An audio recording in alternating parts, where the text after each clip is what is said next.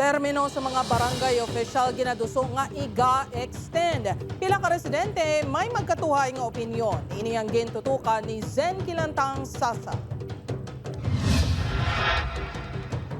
Ginaduso ni Senator Amy Marcos ang Senate Bill 2629 nga magapalawig sang termino sang barangay official sa anong katuig sa baylo nga 3.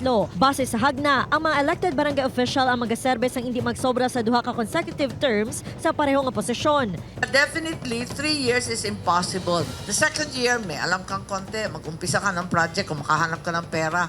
The third year, nangampanya ka na naman, which is why we keep extending.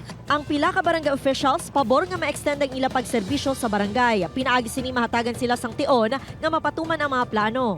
Ginaulikdan ginamon ang kaayuhan di sang mga pumuluyo sa in terms of health. Di daw kulang gid ang 3 years. Bago pa man lang kami nagpulungko mo. Kung mag-leksyon na naman, hindi pa namon maubra lang namon yung kanay mga kulang pabla kami nga dapat i-implement sa mga project. Di kulang ginang 2 years. Sunod naman sa isa ka residente sa Pavia, Iloilo, mas maayo nga maglawig ang termino sang ila opisyales sa barangay agud makita ng mihura sang plataporma sa mga nagdaog nga kandidato. Pwede man ma'am, okay man nila padalagan nila sa balabag. Pag okay man kumakadto ka to sila barangay, ginano ka man nila, ginadisiplin. Apang para naman sa isa ka pumuluyo sa among nga banwa, depende sa performance.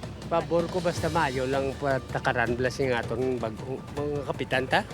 Ay kung klient man lang dapat islan. Sa tion nga maaprubahan ang hagna hiwato ng barangay election sa October 2029, hagkada anong katuig pagkatapos ng eleksyon. Upod kay Cirilo Randuque, Zen Kilantang Sasa, One Western Visayas.